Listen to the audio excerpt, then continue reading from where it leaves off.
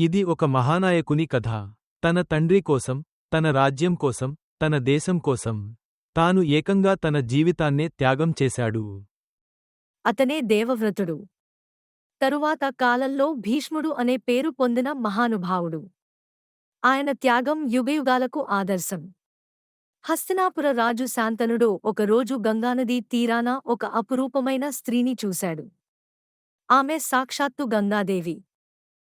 ఆమె దివ్య సౌందర్యానికి మాయై శాంతనుడు ఆమెను వివాహం చేసుకోమని కోరాడు.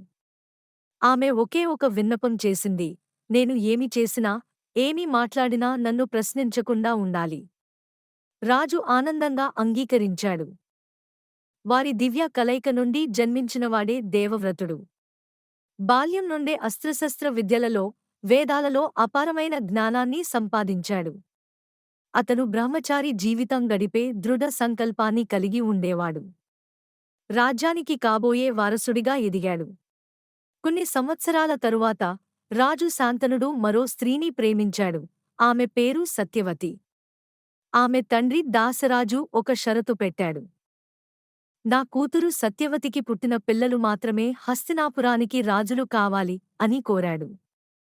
దేవవ్రతుడే వారసుడు కాబట్టి శాంతనుడు ఈ షరతు విని తీవ్రంగా బాధపడిపోయాడు. అప్పుడు యువకుడైన దేవవ్రతుడు తన తండ్రి ముఖంలో బాధను చూసి ఓ మహాప్రతిజ్ఞ చేశాడు. నేను జీవితాంతం బ్రహ్మచారిగా ఉంటాను. నాకు ఎప్పటికీ సంతానం ఉండదు. ఆయన చేసిన ఈ భయంకరమైన ప్రతిజ్ఞ విని దేవతలు సైతం ఉలిక్కిపడ్డారు.